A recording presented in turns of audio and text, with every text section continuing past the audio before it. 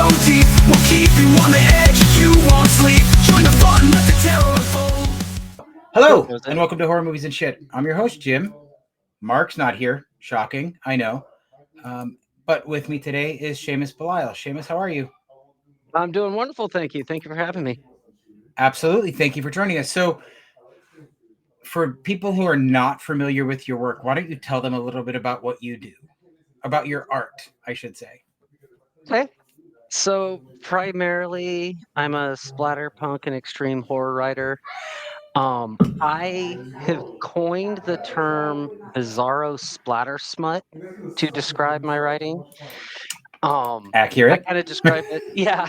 I like to describe it as imagine if David Cronenberg was directing porn for Troma, but text, Uh, and I and that's where I'm I at. also find that accurate. Yeah. I mean, I've only read one of your books so far, though I've bought a bunch from Godless. I haven't been able to check out Fetal Vengeance yet, but I did read Finger Bang Fang Fuck. That was something. Yeah. Yeah, that's why I kinda had to kinda coin my own subgenre, if you will, because it's just it especially that book, it's insane and, Yes. it's explicit and gory and gross and, like, aside I from the ending of that, the thing that tends to get people the most is the guy covered in assholes. yeah. Which is I'll gonna be sound on even more bizarre to anybody who hasn't read my work. right. I will say that I thought that the final battle, if you will, Uh-huh. went exactly like I thought it would, or I hoped it would, I should say. As soon as they revealed the female character's mutation, I don't know what you call it exactly. I Whatever was you like, yeah. I'm like, I hope this is where it goes, and it did just that, and I loved everything about it. That final scene was the entire impetus for the book, like, Really? I don't even know how it I I know what inspired me for the female mutation, uh, is on Instagram, I follow all kinds of horror creators, and, like, it was somebody who's in, um, special effects and stuff, and they were showing behind the scenes of practicals that were used for the werewolf transformation in I think it was like The Howling or something, and so the the jaw and the teeth kind of extended out from the face, and the rest of the face kind of peeled back to get that wool shape, and the nose, of course, kind of, came out a bit, and I it's just my brain, I guess. I was like, "What if," when I went there with it, and I was like, "But then you'd have to have something else that was," and I came up with the arm thing, and I Yes. thought I was like, "Oh, you can have, and then this," and then I had to go, "But you have to write the story that gets it to that point," Yeah. which is oftentimes my writing approach anyhow. Like, I'm currently writing, a story called Pussy Vomit. And it started out with the idea of exactly what that sounds like, and I go, "Okay, how do I get to that? How does that fit into a larger narrative?" And then I worked with that. Interesting. So I've been lucky enough to read one of your works that's not published yet. That's right. Um, and so for anybody that doesn't know, I keep picking my nose, huh? Interesting. Some of the comments are just stupid. Anyway, I I got to read a story that is going into an anthology, hopefully coming out in June. That's coming out in either June or July, which is a mix of bizarre and splatterpunk, with all the Mhm. proceeds going to the Point Foundation. And I loved every minute of it. I loved Yeah, every single minute of it. It was absolutely bonkers and exactly what I expected from you. So thank you for that. I cannot oh, wait for you're that to be very released. welcome. That's another one. I came up with the title for that. I had nothing else than a title and, like, the concept of, saving and then there's the genie, and I had nothing else to go on. I really had to put some thought into, like, "That title's awesome. I wanna read a story called that. Yeah. How do I again, create a story out of that isn't just a title and a concept. Right. So the next story that I plan on reading, because I have it on my e-reader, is Fetal Vengeance. So tell me about Mhm. Fetal Vengeance. Fetal Vengeance, and this is where recently, because I always used to say splatterpunk, and I used to use splatterpunk and extreme horror interchangeably, Yeah. and they're not. They're Right. different things, and I think Fetal Vengeance is the only real splatterpunk book I've written. Everything Okay. else is extreme horror or Bizzaro, or some amalgamation thereof, because it's just I'm writing to be extreme and gross and gory, but like a book like Finger Bang Fang Fuck, there's no overarching philosophical, societal, political, or otherwise point I'm trying to make. Right. It's just obscene entertainment. But with Fetal Vengeance, it's more of a splatterpunk book because there is a point to that, Right. and uh, that was born out of not even a specific like online interaction or conversation, but many. It is Mhm. a pro-choice story, and it takes the idea of um, the pro-life idea to kind of an extreme, and then kind of Okay. flips it on its head and looks at it from different angles. There's this woman, Casey, who gets pregnant. It's not planned. She decides that she's not in a place where she is ready to be a mother, so on and so forth. It's her choice, and she decides to go terminate the pregnancy. And outside of the clinic, there are anti-choice protesters, and they're really nasty. And one dude in particular, hawks a loogie on her and is calling her all this, you're a whore and this, that, and the other. And then when she gets in there, um, it turns out her obstetrician has a little bit of a mad scientist streak in him, and Ah, he is intending on terminating the pregnancy for her, but not terminating the pregnancy. And interesting. and so um yeah, and it goes from there. And my whole point, you know, like I said, I'm not shy about it. It is a pro-choice book, and it's drawing out that concept of how far do you take this what if, and then of course getting a little gross and obscene and all the typical stuff with it. Right. But I mean, you sort of you have to get gross and obscene in the genre you're in, right? And Yeah. that's how that's sort of how, because I had not read anything by you until Freak, who is a mutual Hmm. friend, brought you into the Discord about the charity anthology, which is when I picked up Fingerbang, and then a bunch of your other work immediately after I read that.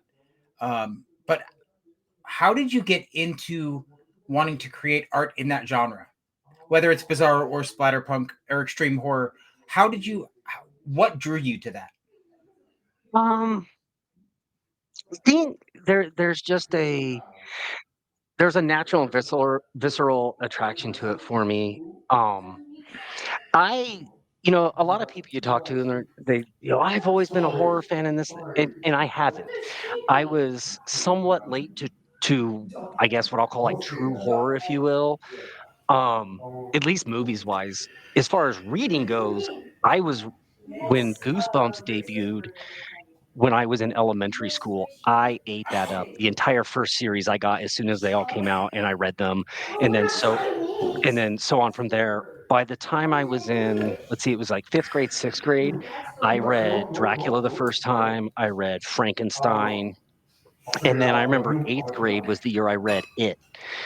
And Ah, I still, to this day, I tell people that is the only thing I have ever read in my entire life that kept me up at night. You right. know, A- and I look back now and I'm like, oh, that's because those kids were my age groupish and all these Yes. things happening. I had a direct.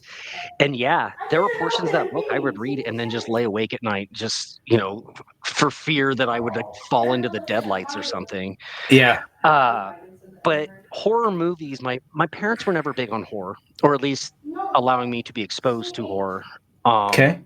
and so, although I'm kind of in the right age group, when Friday the 13th and Nightmare on Elm Street and all those things first came out, I didn't see them, and it was just like this uh, enigma to me. So the first real horror movie I ever saw was Night of the Demons, and Oh, interesting when choice. yeah, it was at a buddy's house. Do you need help? Okay, let me just do it. Sorry, It's I'm a parent first. okay. Hey, that's Um, okay. it was Linnea Quigley's lipstick trick Uh where she huh. does and then pushes it in. That fucked me up, and it Same. stuck with me. And so when it came time for me to start writing things, that's the kind of thing, and I got further into horror from there, and I've always liked the uh, ultra-violent, you Hmm. know, and, I remember when Hostel first came out, I was like, "This is you can do this now?" Yeah. But then also that part where you're making people I'm sorry, I'm like, uh, That's okay. I gotta my teenagers, I have twin teenage boys, and they had their Valentine's dance night. It's Ah, semi-formal, and so he needs help with his tie. So I'm doing that while I do this. Uh, funny but story. I actually learned how to tie a tie to 7-Eleven because I was going to a school dance. oh, really? Nice. What some random guy showed me in a 7-Eleven. And that's perfect. Hold on.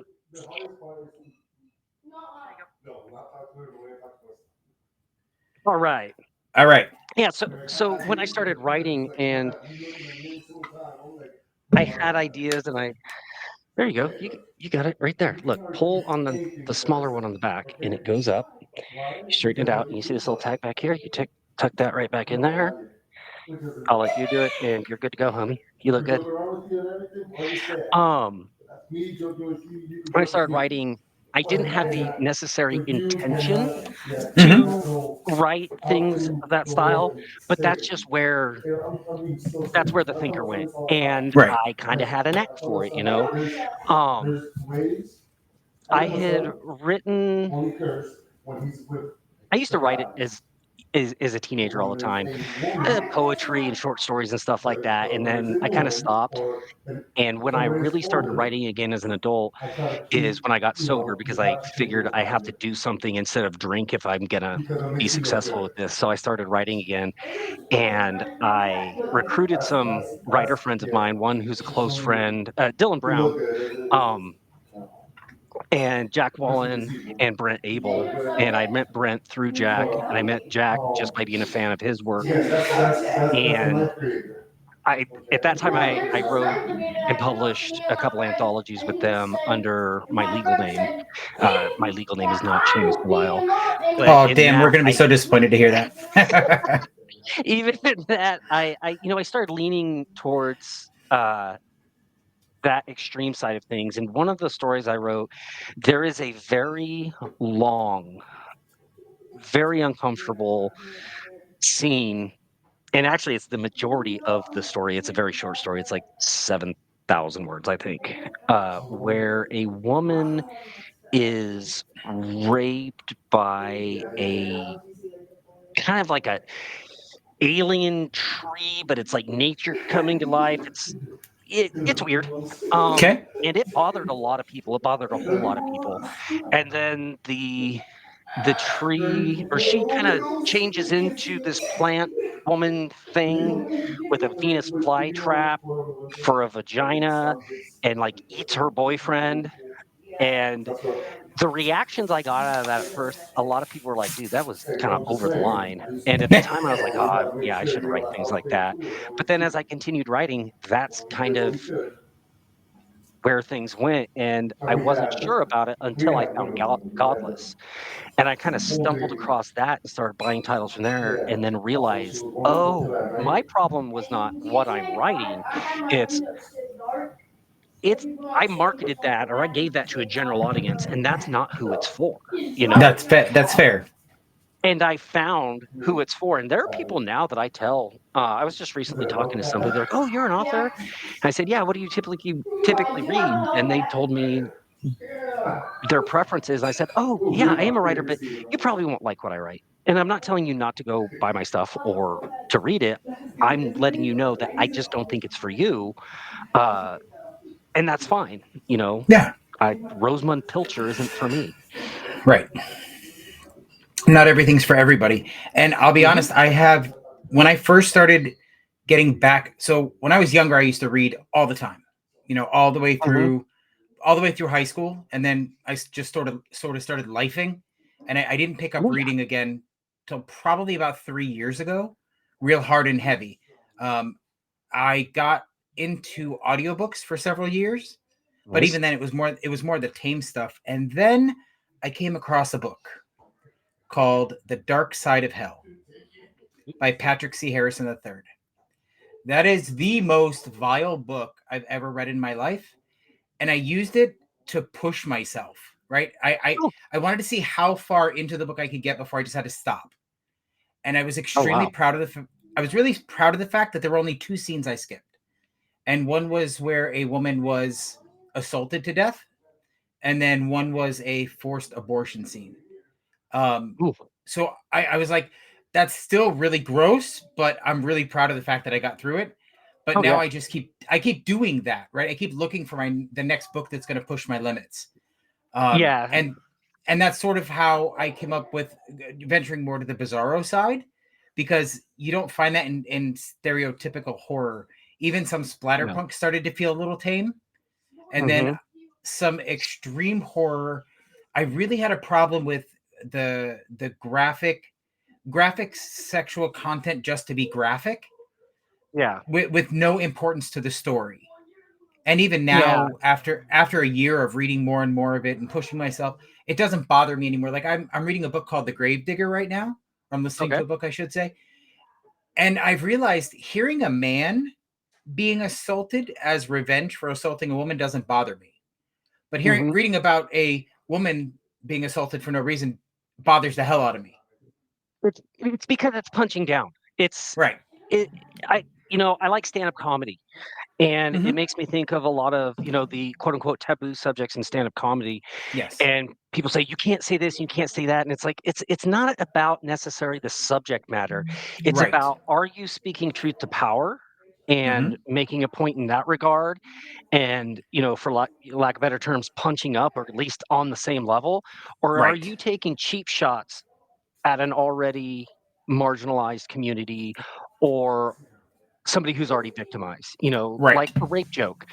People are, Yeah. "Oh, rape jokes, that's horrible." Well, yeah, if the butt of the joke is the victim in that, hell yes, yeah, you're punching down. I don't Right. find humor in it. But if you take that concept and you flip it, and the punchline of your joke is victimizing the aggressor in that, it can be very funny. Yes. And that's how, like you said, if you're just like writing scenes where women are assaulted just because, there's a very clear air of misogyny there, whether you Right. intend it or not. Right. Um, and man, I'm gonna tell you, in the extreme horror community, there is a lot of rampant misogyny. I agree. And it sucks. My friends within the community call that out, and they'll make posts and stuff. "Hey, so and so did this, said this, or whatever." They're off my reading list forever. Yeah. Um, and I respect that. That was one of my misgivings with the scene I told you about in that first book, is Right. that I probably could have pushed that narrative without that scene, and I was Hmm. kinda doing it for shock value. Um, I was I spoke with a reading group, and it was an all-female reading group as well, and all of the women in that group were like, "That part, that made me very uncomfortable." So if I recall, one woman skipped it and was like, "It reminded me too much of my own traumas," and I was like, "Sorry, that wasn't for you. You had no way of knowing." Yeah. But I thought about it, and what I realized is, it's the girl in the refrigerator. I threw it in not to push narrative because I could have done it otherwise. I did it just to victimize a woman in text, and Right. that was not right of me. And so now when I write, I try to keep things like that in mind. Yeah. Am I just doing this because now if it comes to like gore and violence, yeah, I will take things to the extreme just Oh yeah, because of course. I like to do that. But uh in Finger Bang Fang Fuck, there's not a female in there that gets that there's any violence done towards her um just to victimize her. Right. Fetal Vengeance, the only violence done towards our female lead in that is by the male lead, and it is necessary to push, and it's not necessarily like overdone physical violence. He screams stuff at her and spits on Right. her. Let's see, Loving Mother, there's a lot of torture and mutilation in that book. I think about that story too, and I'm like, there's something wrong with you that you thought of that, man. Like, like seriously. But even then, that one is more splatterpunky in that like the the person committing the violence, it's her son, and it's more he doesn't realize that he's not doing it to be harmful or violent. He thinks he's doing something right, and as a reader, you're like, "What the fuck is wrong with this kid?" So even then, it's not just because, and Right. I really try to stray from that. With your anthology, you had said, "Hey, this is for a uh, a nonprofit for LGBTQ youth, so it'd be cool if you can represent some of those characters." And that's one of those things that I'm very careful about, and I normally don't do, just because I'm not a member of that community. I have no real life experience or connection, in a real way. So I would feel that if I were to write those characters, it would come off But as stereotyping. It would come off as but uh, I want to stop you there because I read your story and you do have that in your story with the genie. You oh have yeah, you actually do represent some that's of right. that.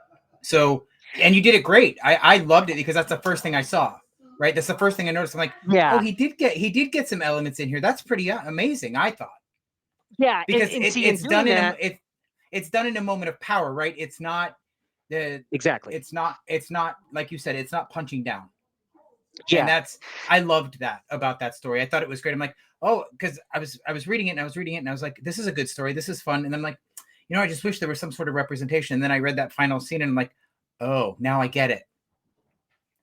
yeah, I had to think about that, and because I wanted it in there, but I wanted to make sure that I did it in a way that it was not ostracizing, demeaning, Right. stereotyping, things like that. I wrote another book called, or not book, it was a short story called Yearning for the Yeti, and it was for a very short-lived erotic horror magazine. Okay. Actually, I retain full rights to that story, so I can send it to you.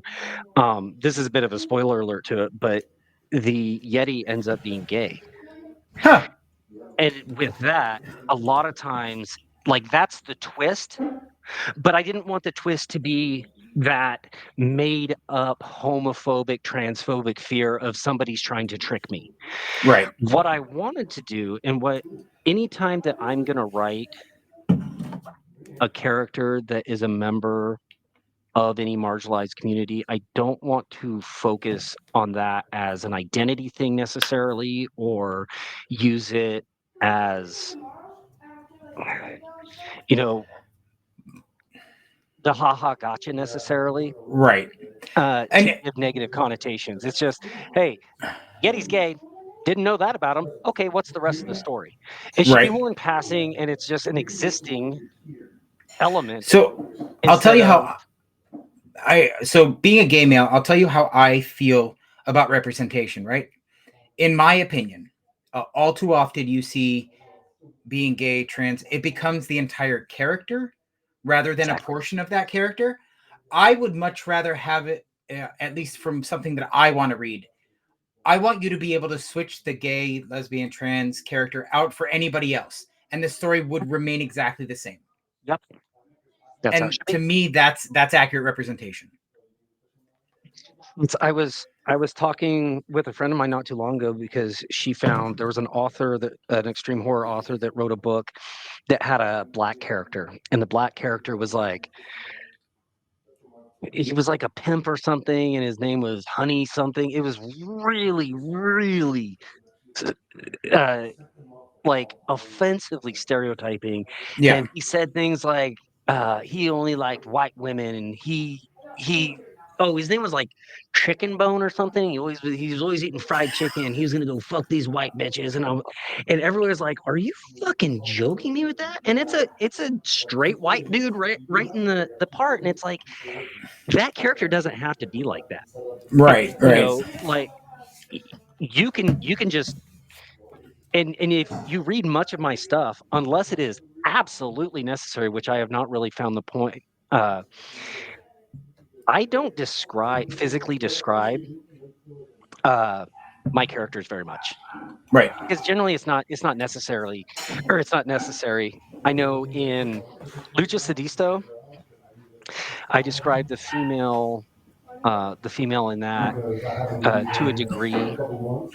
Um, but other than that, you could any of my characters, generally speaking, could be of any race, they could be of any body type, they could be of any you know,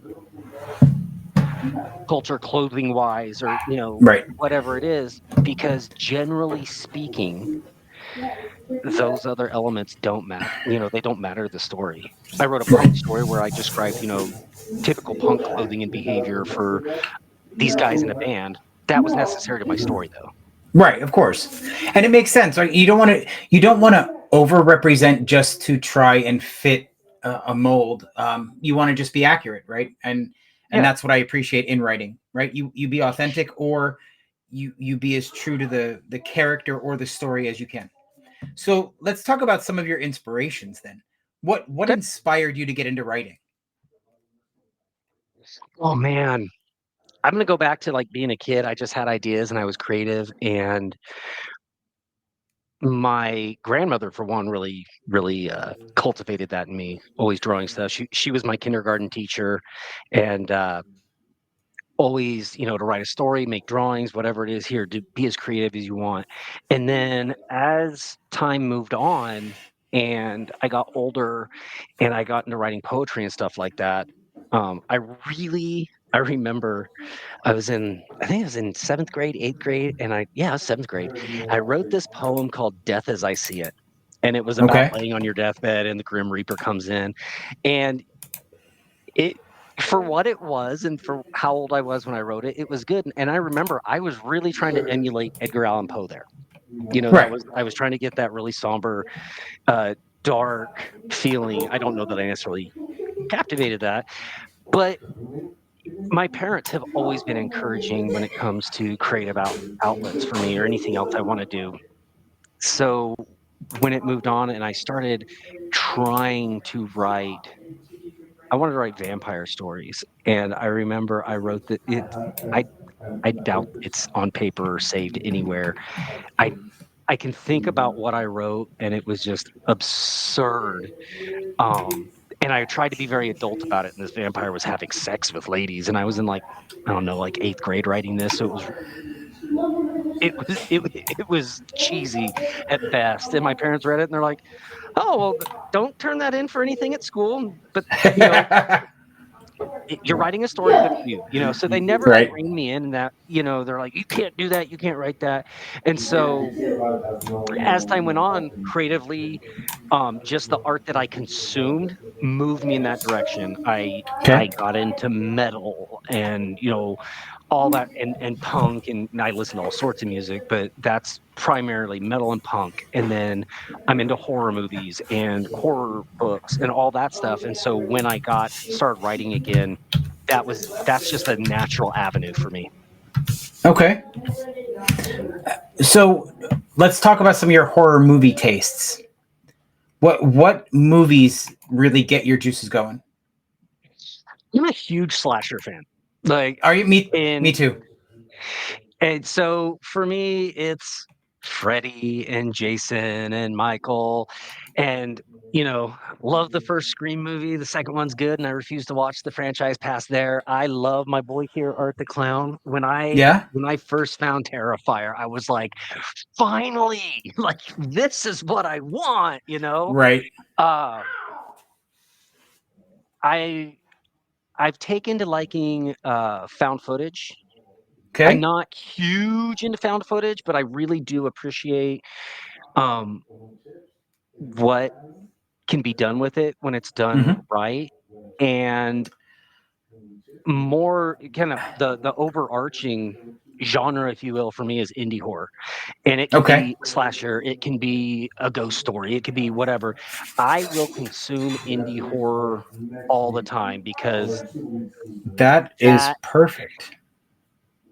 I have a it few movies we can talk about then. okay, okay. So there is an independent film where we got to interview the entire cast on the Oh wow. podcast, and the movie's amazing. It's called Eight Eyes. It is a Vinegar Syndrome film, Okay. and Oh, okay. yep, Emily Sweet is the main character. You might know her from the Castle Freak remake. Yes. Yes. Well, this is a very the vibe in this film is it's a couple that are not in the best spot in their relationship take a trip abroad and run afoul of some of the locals. Um, it has some very Texas Chainsaw Massacre vibes towards the end, Oh, but it goes in a really odd direction. So I think you'd really dig it. It's yeah. the and the Brad and I cannot his character's name is Bruno, and I cannot say his name. He's from Macedonia to save my life. But the actor that plays Bruno is they're all amazing, right? The chemistry on screen, they just really gel. So I strongly recommend you pick up that film. Awesome. I will check that out. What about Frogman? Have you seen Frogman? We have not. That's on my watch list, though. That's something I definitely want to see. Yeah, that is a lot of fun. I generally do not like found footage films because most of the characters are unlikable. Mhm. Not the case in Frogman. You genuinely like those people. That's So awesome. it's a very different story. I liked it a lot, and we got a chance to speak with the director Anthony Cousins. Great guy. He's got another. Have you ever read Carlton Mellick the Third? Har- Carlton Miller III was my intro to Bizzaro. It was razor wire pubic hair, and I saw the title. I was like, I don't know what the hell that is. I have to read that book though, Perfect. and that's how I got into Bizzaro. So I have a short film for you to check out on YouTube. Then it's called "Every Time We Meet for Ice Cream, Your Whole Fucking Face Explodes." It's written by Carlton Mellick III and the filmmaker is Anthony Cousins. It is Okay. bizarre and cute, and the color palette is amazing. And it's absolutely great. It's about this girl. Whenever she gets excited, her face explodes. Sorry, I'm taking notes on things That's I need to okay. check out. That's okay. I do not mind. We've been very lucky to talk to some really great indie filmmakers. We got a chance. So since you like things a little more on the extreme side, have you seen the Real films? Real films. REEL. I don't believe so. So the director is Slasher Victim 666. You can follow him on Instagram. But if you look him up on IMDb, they're attributed to a man named Chris Goodwin, but he will not take credit for them. It's all Slasher Victim 666. And essentially it's their found footage. It's about people that are in questionable places in their life and the things that happen to them is Okay. about as much as I'm going to tell you. The first one's available on realstore.net. You can watch it for free. The Okay. second one is available on the same site. You do have to rent that one though. But Okay. I will tell you right now, the first one is a bit insane. The last 15 minutes are off the wall, like brutal, bloody, and just absolutely Nice. perfect. The second film goes even further, and it's almost a chef's kiss. Third one's still in development though, so we'll see how that Okay. goes. I just watched recently. It's a trinity of movies. It's from Gator Blade Films, and they don't call it a trilogy. It's a trinity. Uh, it is Death Escort Service instead of Escort Service. Death Escort Service, and they're fairly low budget indie films. But what struck me about them is I think the director of the first two I know is Sean Donahue, and he really has that approach that you can only get in indie circles of Uh-huh. I don't give a shit what a production company wants or a big studio. I'm going to do what I want to do and make the art I want Yeah. to make. And when it comes, I referenced Art the Clown earlier. The one of the big things from Terrifier 3, spoiler alert if you haven't seen it, but it's been long enough and that's on you. Um, the chainsaw up the ass in the shower. Yeah. Uh, that I was like, wow, that's a unique take on that. These Descort Service movies came out long before Terrifier 3, and I watched them recently, and they were more explicit and just as if not more gory than that scene. I have some feelings I about Terrifier. hey, There, you know, and I'll be honest, I love what they've done for independent cinema. I absolutely love it. They have been great. However, I'm not the right audience for those films, and I know that, right? So I don't see them. fair enough. Because I know they're just not for me. But I did see the third Terrifier film. I saw the first one, and I didn't care for it. But Art the Clown is a genius character. I love the character. Very much so. Then I saw the third film in Miami. The only reason I saw the third film was because we got the opportunity to watch it with the entire cast introducing it in person. So it was an amazing opportunity, right? I couldn't pass it up. Yeah. So, and again, I love what they've done for independent cinema, but that scene you were just talking about, it's almost beat for beat, at least in my opinion, the same scene from the first one with the lady being strung up. Yeah, I guess to a degree. So it felt a little bit redundant. I will say the testicle bouncing around on the chain was kind of funny, but in general, not so, just not a big fan. But that's just personal taste. Like I love what they've done. David Howard Thornton is an awesome guy. Like I've never seen a celebrity as kind and caring as I saw him behaving at that convention. Oh, and if you follow him on social media, when people are shitty to any marginalized group, he is very quick to be like, you can take your ass right out the door. I don't need you to be my fan if you're going to behave that way and talk about people. No, he's fucking awesome. Including his director. Yeah. Which I personally think is amazing.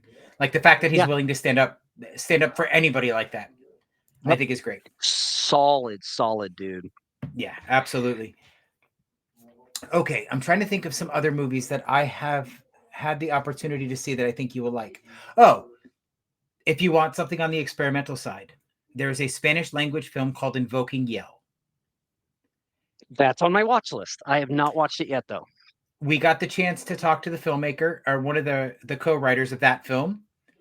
Again, super great guy, but I told him to his face, you write the most unlikable characters I've ever seen on screen. I wanted them all dead. I said, so kudos to you, because that's an accomplishment. That's an accomplishment, right? Because I had a reaction. I don't want to spoil it for you, but the ending of that movie was unexpected. That's all I'll say. It was unexpected. Okay. Because the one character that's sort of likable, well, I don't want to ruin it, but I'm just going to tell you it was unexpected.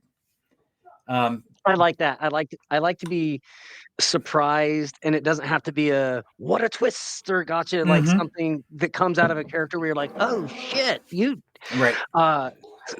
Like some of the, let's see, not too long ago, I watched a movie called Titane. I've heard about it. I have not watched it. It is French. It is, yeah, and this is another type of movie I like to watch.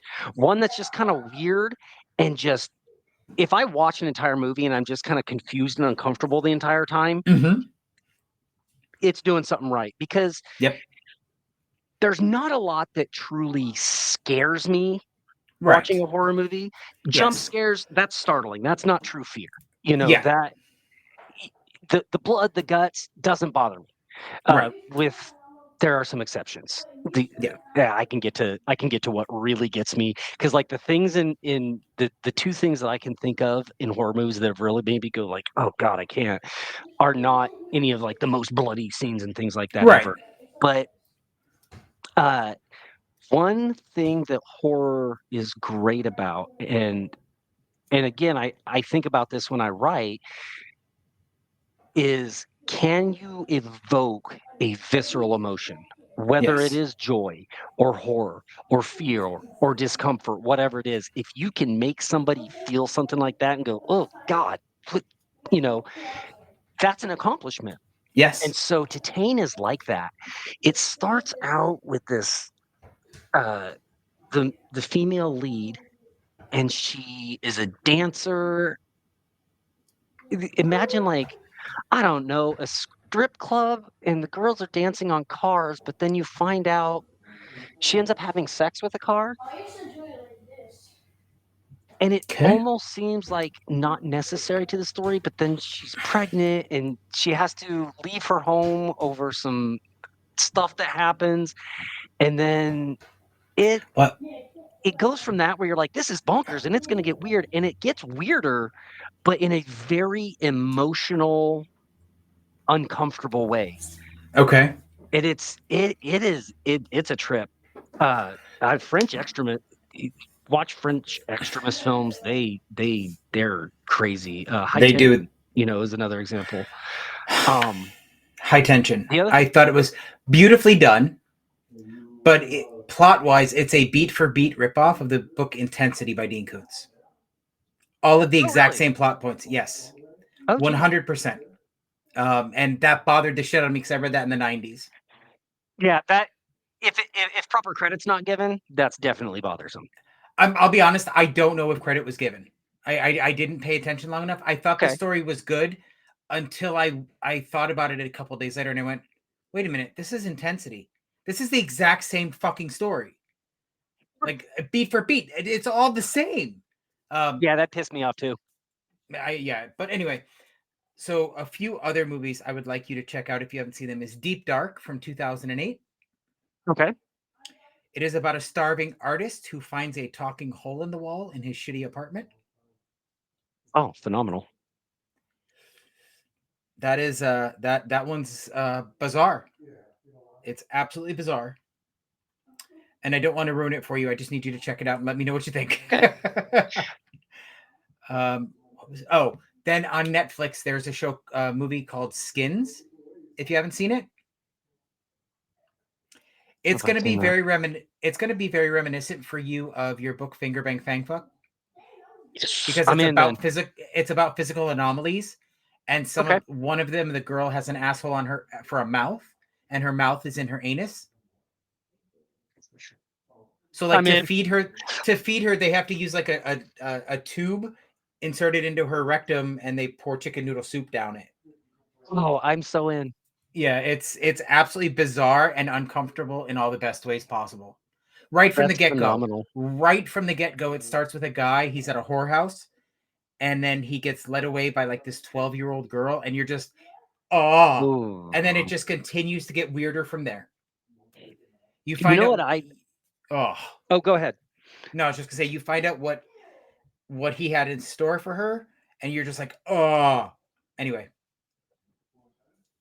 When it comes to like the really bonkers stuff, a lot of films out of Japan are like that. Like one of my favorites is Tokyo Gore Police. I've seen bits and pieces of it. I've not watched the whole thing. It starts out and it's like the whole premise is there are these people, they have these like cybernetic mutations, or not, Mhm. they're not even necessarily cybernetic. Uh, but they have these mutations and they're criminals, and so there's a police force going after them, and it it is nuts. Like at one point, there's a woman and her lower half is like an alligator mouth, like Yes. her entire lower half. And Yep. there's a chair that was once a person, and I want to say like it starts pissing, or just it's. it's that like bonkers, gross trauma type thing, but taken to an extreme. Yes. Paintball machine is like that, and then an older one that's not necessarily as gross, but I call it my lullaby movie because I watch it to go to sleep anymore.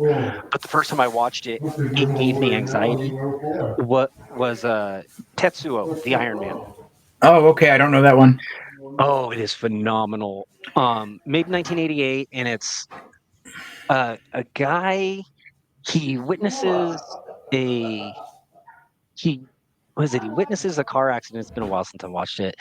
Um, More or less, he starts turning into a machine, and it Okay. kind of follows him. There's this one scene where he's running from something, uh, from a subway, and then through some hallways, and really more than anything, it's the camera angles are on a tilt, and Okay. then they'll tilt and they do these different shots at different angles, and that entire scene gave me anxiety. Like, I was, like, on edge until that scene was over, and I was like, "Holy shit, that was phenomenal filmmaking," but the Yeah. entirety, it gets crazy. It's a phenomenal movie. If you like Bizzaro books, have you read William Paulson? He has a series of books called the Mm, Bedlam Bible series. no, I haven't. Okay. So I'm not a fan of the last book called The Astronaut's Dream. It's a little too heavy on the allegory for me. But my favorite book is the third one in the series. It's called Fight Tub. Okay. It's about a man that wakes up with plumbing growing out of his body, Oh, nice. and it just continues to devolve from there. It's fantastic. It's funny. It's irreverent. He has to fight his giant blob of a boss. It's great. It's absolutely amazing. And that's the one I started with, and then I worked my way backwards and then finished the series. And Okay. all of them take place in this one apartment building. All of these stories take place in one apartment building, but none of them are connected, except that they're the people all live in the same building. Oh, kinda like, almost reminds me of the Four Rooms movie. Yeah, kind of. Yep. But it's the first three books are amazing, absolutely amazing. They're all bizarre and Oh, dope. weird. The Astronaut's Dream is just a little too. I don't know. I don't know how to put it. It's a little too spacey. That's going to sound redundant, but it's a little too out there for me because Okay, it's not about being bizarro. It's more like dreamlike instead of being rooted okay, in reality and getting okay. bizarre. I, I'm just getting back into a good reading regimen. The entire last year, like, I had set a goal at the beginning of 2024 to read 20 books. I Okay. read 5, Okay. and the reason is that the 6th book that I started is titled Lord of the Rings: The Complete Trilogy by J.R.R. Tolkien, and I was determined to finish that, and it took me until early January to get through the entire trilogy of that. I mean Um, that's still admirable because that's a huge undertaking. Mm. Man, and it was well, I was kind of inspired because I see so many people talking about it, and I see memes and I just don't get them, or now I do. But I was like, "Man, I really should read this." And somebody Right. said, "Well, go watch the movies." And it's one of those things like, I wanna read the book before I watch the movie. I'm one of Yeah. those, like, "Ooh, I'm better than you because 'cause I've read the book."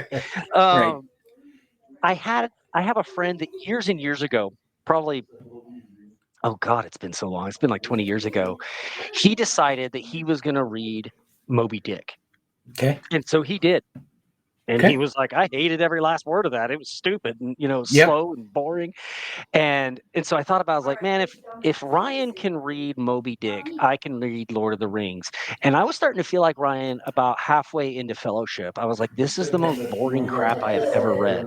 This is why they say it's 3 movies about walking."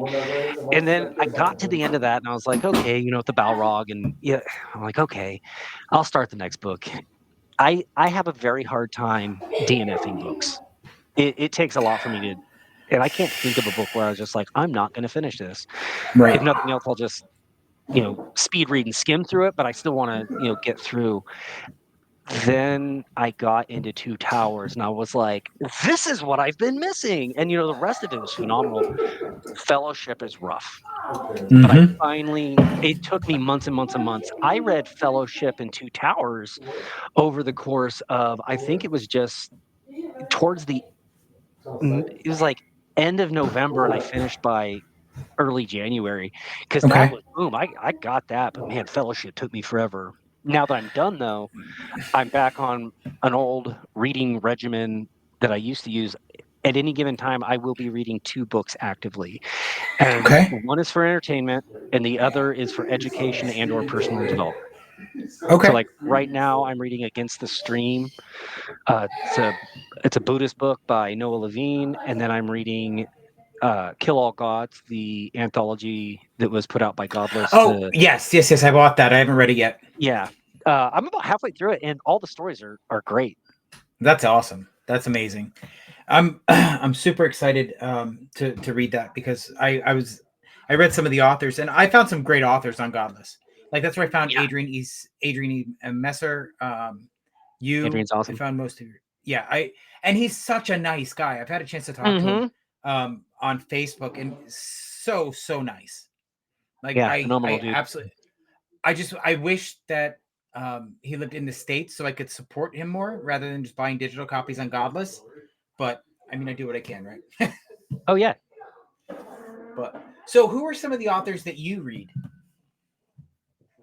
Um, just about anybody that puts anything out on Godless, I'm going to read. Okay, then Generally I speaking. have. Go ahead. No, I was going to say, generally speaking, anybody that releases, money is finite, but I buy as many as I can and read through Of them. course. Um, I like Danny Brown, the Queen of Filth. Peter Caffrey has floored me with a lot of his stuff. He did Yeah. what was his series? It's all it's all like grindhouse exploitation films written out as a story. Huh. Uh, Man, I'm having a hard time thinking of it. Peter, if you see this, sorry. That's They were okay. great. He wrote a book called uh, Dog Food that it it is it is bonkers, uh, in a very, like, muted, undertoned way. Like, the entire time you're reading it, you start to feel what the protagonist is feeling because nothing seems real to him. Okay. This chain of events he's going through, he's like, his reality keeps shifting in a way, and as the reader, you read it and you're like, "Wait, didn't just," and you flip back and you're like, "Oh, yeah, but now it's," and you feel that confusion and unease that the main character feels. Um, other than Lord of the Rings the last several years, I've been reading, like, strictly godless titles, So because that I've it's two that I have two indie thing. recommendations for you. I have two Mhm, recommendations for you. The first, if you want to read a bizarre book with amazing um, trans representation, Funny Little mhm. Town by Sirius. It is absolutely nuts. I mean, it's about a trans person that is running away from home and heading towards Florida.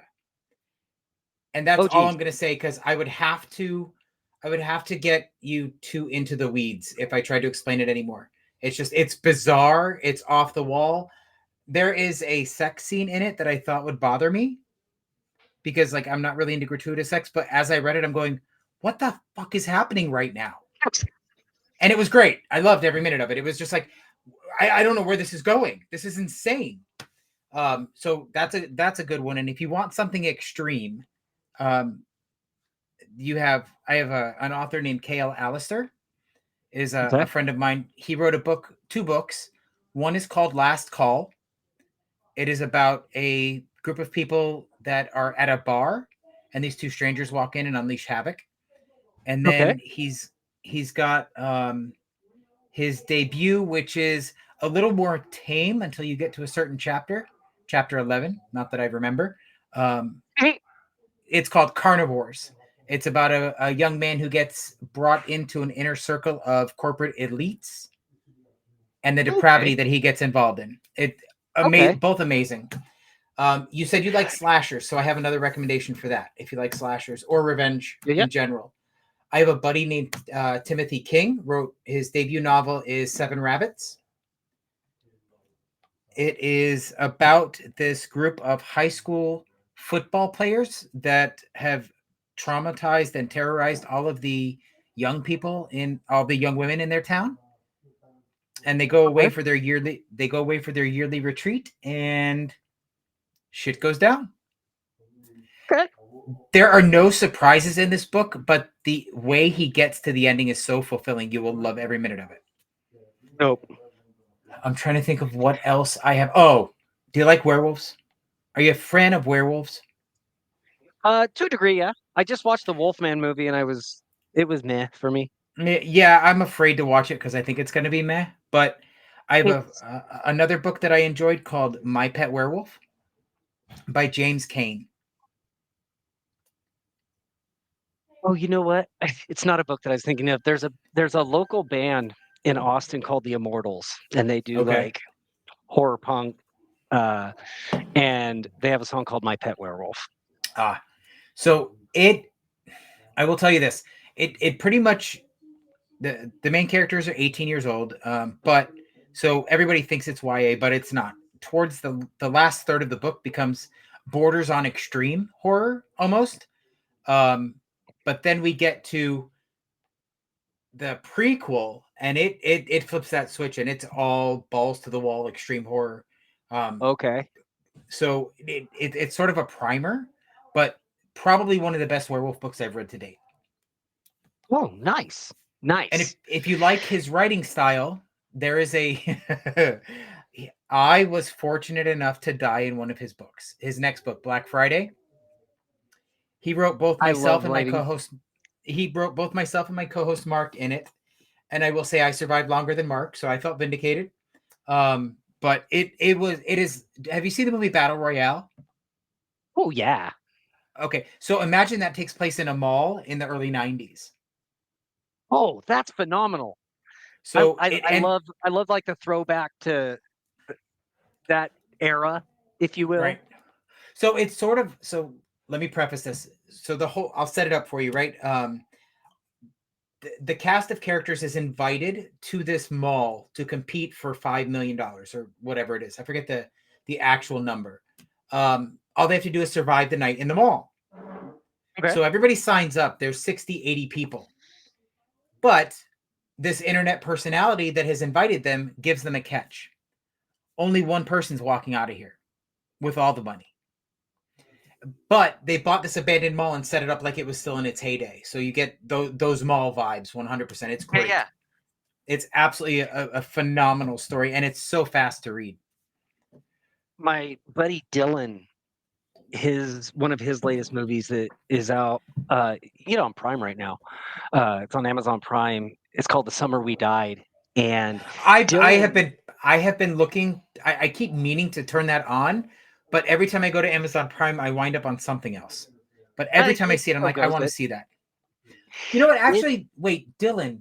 I think he messaged me on TikTok to ask me to watch the film. I do need to turn very that on likely because I keep meaning because to. everybody that has a horror podcast or channel that I know that he already doesn't know, I've said reach out to this person. Yeah. And that's going back to indie horror, whether it's in text or in film or whatever. Yeah. That's really like I have this passion for indie horror, and so Yeah. with Dylan, I've known Dylan for years. He's my little brother's best friend. Uh, I so we go way back. Right. And he started making movies. He wanted to make a movie with a $50 budget, just to see if he could do it. Okay. And so you imagine what you can do with $50 budget. It was all freeware and people donating time. Yeah. And he started writing films. My two IMDb credits are from his films. One as a writer because I had written a short script for him, and he ended up not making it into. He was going to do like a 10-15 minute movie out of it. He ended up Right. taking the concept and plugging it into a full length. A full length he did, and then I have a cameo in the sequel to that. But he does a lot of found footage. And Okay. the thing about found footage in indie is it's one of the easiest ways to go about it because you can Yeah. shoot first person. A lot of found footage, you're not expecting. I want to be careful with the way I phrase this. I'm going to use the term high quality, but I don't. What I mean is high quality camera, film. Yeah. That Right. kind of polished look you expect with found footage. That it's supposed to be on a handy cam and things like Yeah. that. So it's easier to tell the story on that budget. Right. But The Summer We Died is his first foray into traditional storytelling, and there's still found footage elements in there. Man, he knocks it out of the park. And I told him it has a lot of Kevin Smith vibes to it, and I love Kevin Smith, but it has a lot of uh, early Kevin Smith Clerks feel to it. Mhm. Right. And it takes place in this northern Nevada town where, due to some murders, the local government has put in a curfew. Okay. Nobody can be out past 8 or 9 or whatever it is. And the three protagonists are these teenage girls that are like, no, this is our summer. This is our, it's their senior year summer or whatever. Like, we're not giving up our summer. Somebody else is out here doing this bullshit. And it Right. follows them to their parties, and practical effects are on point. And it's another one where you get to the end and you're like, oh shit. And his close friend Mike Rock, who's in a lot of his stuff, and I know Mike. Mike is a super nice guy, and his characters in all the other films, he's the good guy, and he plays such a vilely detestable person. When I was done, I texted him. I was like, Mike, your role in this, I don't like you right now, man. You did so well in being such a hate-worthy individual, you Right. know. But yeah, go watch The Summer You Die because Yeah, it of course I does will. really encapsulate that '90s vibe. A lot of people that watch it, I was a skater in high school, and it is very reminiscent of old skate videotapes. The way that it's Okay. edited together and stuff like that, it's great. Yeah, I will check that out. I'll watch it this weekend and I'll let you know what I think. Um, so I have one franchise and one other movie recommendation. So you said you like independent cinema. Um, this is in the vein of horror comedy. I have a buddy that his name is Devin Oman. He has a company called Dead Prairie Productions. He made a movie actually 3 movies called Gorfers. It's about Oh, chemically that mutated sounds. gophers. It is I'm low down. budget independent film and it's schlocky. It's ridiculous, but he embraces it and has so much fun. Like I Have love you every ever, minute of it. And the best have part you about ever it is seen Easter Day? seen what? Easter Day. I have not.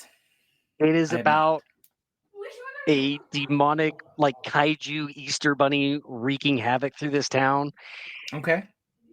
It is that low budget schlocky, and it is. Mwah, I love it. I love it. That is awesome. I will check that out. I did. So we did gore first. Oh, so we had talked earlier about representation in film, right? And there's Hmm. a movie on Tubi called Bad Girl Boogie. It is the entire cast are members of the LGBTQ community, and it deals a lot with mental illness and trauma.